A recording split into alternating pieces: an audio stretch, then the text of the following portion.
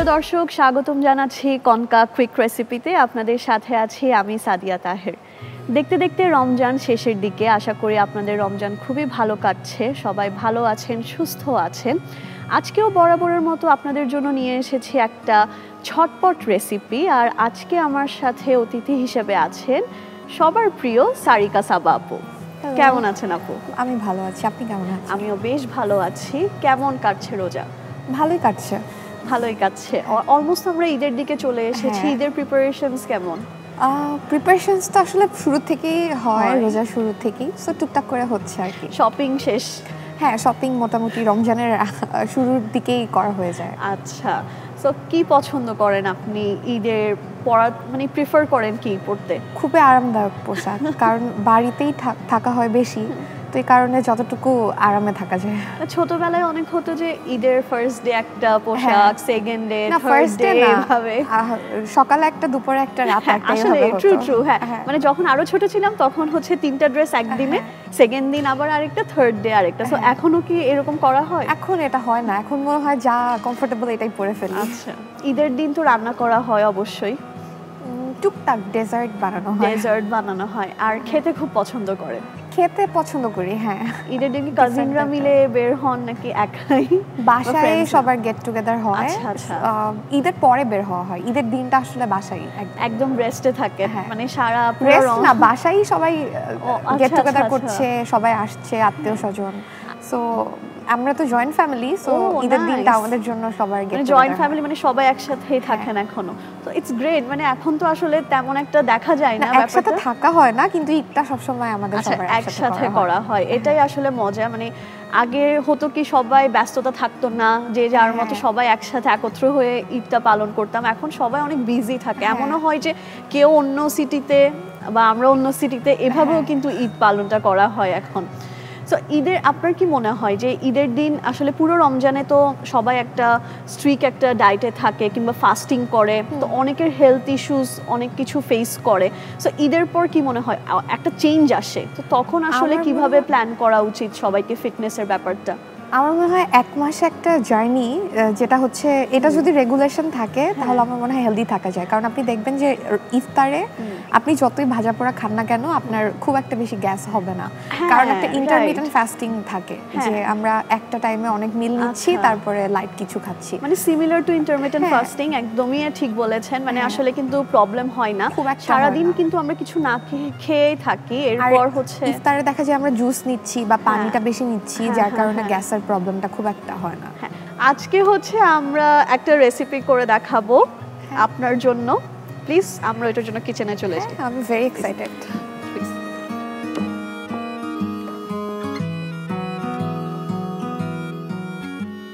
আপু, আজকে হচ্ছে একটা খুব কুইক একটা রেসিপি করে দেখাবো আপনাকে কনকা মাইক্রোওয়েভে। ও আচ্ছা, দর্শক চলুন দেখে নিই অ্যাপেল ক্রিস্প করার জন্য আমাদের কি কি উপকরণ লাগছে।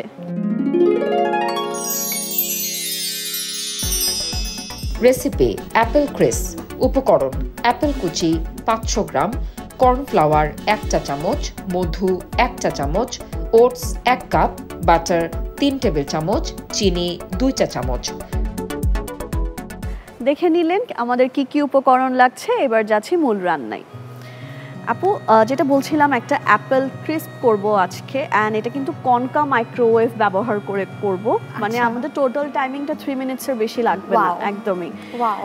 অ্যান্ড খুব হেলদি আমরা কিছু ইনগ্রিডিয়েন্টস ব্যবহার করছি আজকে। সো প্রথমে হচ্ছে আমি একটা মাইক্রোওয়েভ প্রুফ ডিশ নিয়ে নিলাম। নরমালি তো অ্যাপেলই অনেক হেলদি একটা ফুড। হ্যাঁ, এক্স্যাক্টলি। এটা হচ্ছে অ্যাপেল কুচি করা আছে, এখানে আমি অ্যাপেলটা নিয়ে নিলাম। এরপর এখানে একটু দিয়ে দিব কর্নফ্লাওয়ার,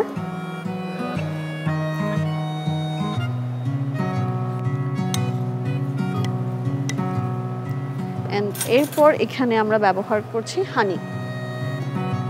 অলরেডি অ্যাপেল তো সুইটই থাকে। হ্যাঁ, এটার সাথে আমরা জাস্ট 1 টিস্পুনের মতো হানি ব্যবহার করেছি, যেহেতু আমরা কর্নফ্লাওয়ার ব্যবহার করেছি। ওটাতে অনেক সময় অ্যাপেলটাও কিন্তু সাওয়ারি অ্যাবজর্ব করে ফেলে। হ্যাঁ, আর অলরেডি অ্যাপেলও কিন্তু মাঝে মাঝে একটু সাওয়ারি হয়।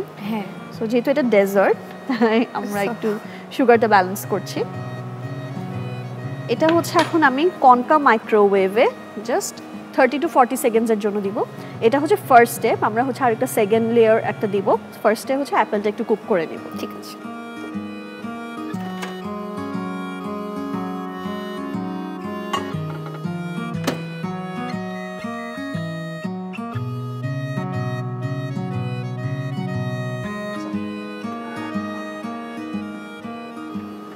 এখন হচ্ছে আমাদের যে অ্যাপেলটা আমরা নিয়েছিলাম এটা হচ্ছে একটু সফট হয়ে গিয়েছে। বেশিক্ষণ না, জাস্ট আমরা 40 সেকেন্ডসের মতো এটা করেছি যাতে অ্যাপেলটা একটু সফট হয়ে আসুক। এখানে হচ্ছে ওটস নিয়ে নিচ্ছি আমি। এরপর এখানে আছে মেল্টেড বাটার।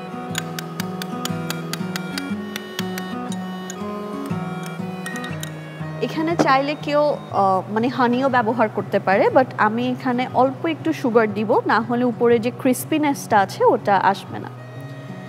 এখন হচ্ছে এটাকে মিশিয়ে নিব। খুব ভালো করে আমরা বাটারের সাথে এটাকে মিশিয়ে নিচ্ছি। মিশানোটা শেষ। এখন হচ্ছে এটার উপর এটা লেয়ার হিসেবে যাবে।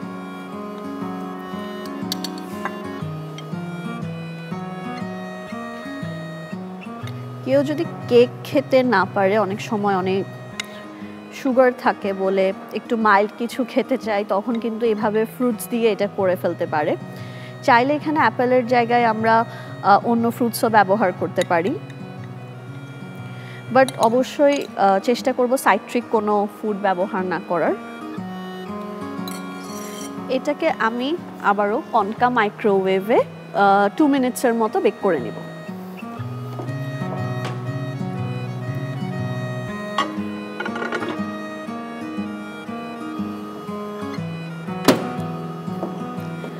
সারিকা আপু, আপনার কাছে আমার একটা কোয়েশ্চেন ছিল যে আপনার খুবই একটা পপুলার নাটক এনটিভিতে যেটা ছিল মোস্তফা কামাল রাজের ডিরেকশনে, ফ্যামিলি ক্রাইসিস, সো ওখানে একটা চ্যালেঞ্জিং ক্যারেক্টার আপনি প্লে করেছিলেন, কেমন লেগেছিল আপনার তখন?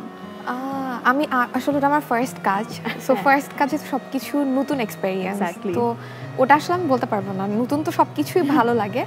আর ওইখানে ক্যারেক্টারের নামে মানুষ আমাকে চিনেছে বা আমি যে অ্যাক্টিং করি এই আইডেন্টিটিটা ক্রিয়েট হয়েছে, এটা আসলে আমার জন্য বিগ অ্যাচিভমেন্ট। আসলে প্রথম কাজটা সবার জন্যই অনেক প্রিয় হয় আমি মনে করি। আচ্ছা, আমার মনে হয় আমাদের অ্যাপেল ক্রিস্পটা হয়ে গিয়েছে, আমি হচ্ছে এটা বেক করে নিচ্ছি। খুবই তাড়াতাড়ি হয়ে গেল। হ্যাঁ, একদম কনকা মাইক্রোওয়েভে অনেক তাড়াতাড়ি আমরা সবকিছু কুক করতে পারি।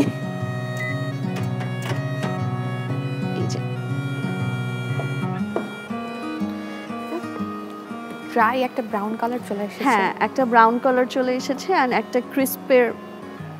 ক্রিস্প হয়ে গেছে উপরের পার্টটা, যেটা আমরা চাচ্ছিলাম, তাই আসলে ওটসটা ব্যবহার করা। সো এখানে সিম্পলি আমরা এখন একটা মিন্ট দিয়ে একটু গার্নিশ করে নিব।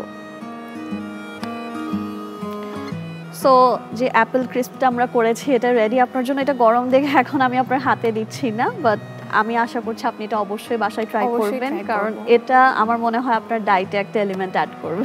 তা ঠিক, আবার অনেক কম টাইমে হচ্ছে কোনো গেস্ট আসলেও হেলদি একটা রেসিপি দেয়া যায়, অনেক ইজিলি কম টাইমে আমরা কনকা মাইক্রোওয়েভে এটা করে ফেলতে পারবো। দর্শক চলুন দেখে নিই অ্যাপেল ক্রিস্পের প্রস্তুত প্রণালীটি আরও একবার।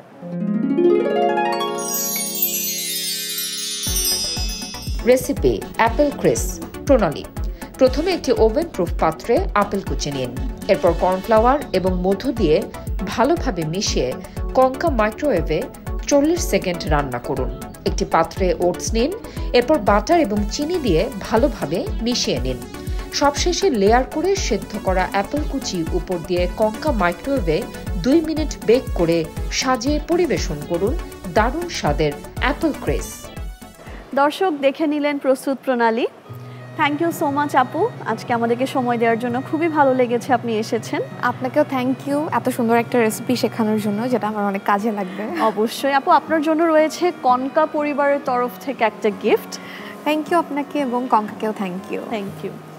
দর্শক দেখে নিলেন আরও একটি রেসিপি যেটি খুবই ঝটপট আমরা কনকা মাইক্রোওয়েভে করেছি। আশা করি আপনারা বাসায় অবশ্যই ট্রাই করবেন। সবাই ভালো থাকবেন, সুস্থ থাকবেন এবং কনকা কুইক রেসিপি দেখতে থাকবেন।